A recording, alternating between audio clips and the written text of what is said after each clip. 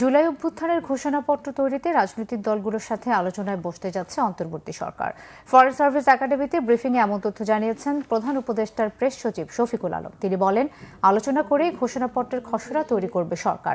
এক প্রশ্নের জবাবে প্রেস সচিব জানান, শেখ হাসিনার আমলের পাপাচারের শেষ নেই, তাকে দেশে ফিরিয়ে এনে বিচারের মুখোমুখি করতে সর্বোচ্চ চেষ্টা করছে সরকার। গুম ইস্যুতে শীঘ্রই গণমাধ্যমকে আয়নাঘর দেখাতে চায় কমিশন। সাগর রনির হত্যাকাণ্ডের মামলা পুনঃতদন্ত শুরু করেছে পিবিআই। তদন্ত কাজ কঠিন হলেও দ্রুত ও ভালো কিছু কাজের আশা করছেন। দিল্লি থেকে ইউরোপের ভিসা সেন্টার সরিয়ে নিতে এরই মধ্যে কিছু দেশ কাজ শুরু করেছে বলেও জানানো হয় ব্রিফিংয়ে। ইন্দোনেশিয়া, ভিয়েতনাম ও থাইল্যান্ড ভিসা দেবে কয়েকটি দেশের।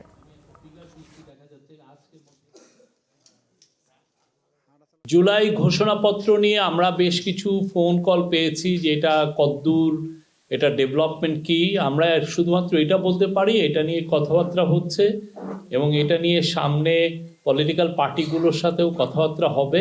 সেই আলোকেই এটা একটা ড্রাফটিংটা হবে এটার ঘোষণাপত্র।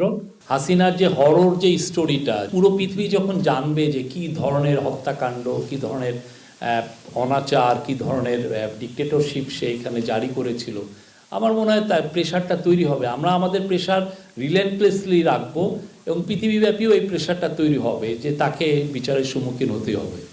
আমাদের অংশীজন তো আমাদের পলিটিক্যাল পার্টি কি আমাদের অংশীজন না? তারা যদি ক্ষমতায় আসেন তারাও এই ইয়েতে থাকবে।